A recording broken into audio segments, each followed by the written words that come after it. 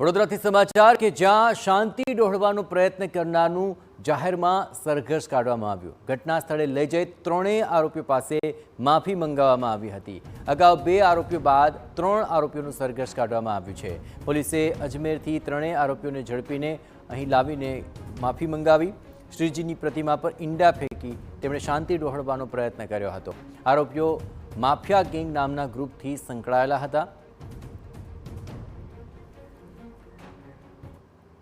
વડોદરા શહેરની શાંતિ ડહોળવા માટેનો જે રીતે પ્રયાસ કરવામાં આવ્યો હતો, ગત સોમવારે 4 થી વધુ શખ્સો દ્વારા જે રીતે ગણેશજીની પ્રતિમા પર ઈંડા ફેંકવામાં આવ્યા હતા, તેની અંદર વડોદરા શહેરના 6 થી વધુ આરોપીઓની ધરપકડ કરી છે। ઉલ્લેખનીય છે, એમાંથી કેટલાક 4 જેટલા આરોપીઓને રાજસ્થાનથી ઝડપી પાડવામાં આવ્યા છે, તો અન્ય જે 6 આરોપીઓ છે તેઓને પકડવામાં આવ્યા હતા। આમાંથી એક આરોપી સગીર હતો, અગાઉ પહેલા 2 આરોપીનું જે જાહેરમાં સરઘસ કાઢ્યું હતું, વધુ 3 આરોપીઓનું જાહેરમાં સરઘસ કાઢવામાં આવ્યું છે। ઉલ્લેખનીય છે કે માફિયા ગેંગની અંદર આ તમામ જે આરોપીઓ છે તે કામ કરતા હતા।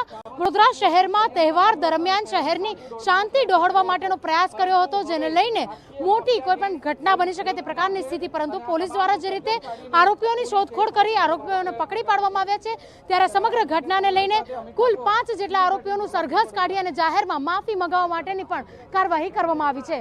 કેમેરા પર્સન રોહિત ગોયલ સાથે અંજલિ ઓઝા, TV9 વડોદરા।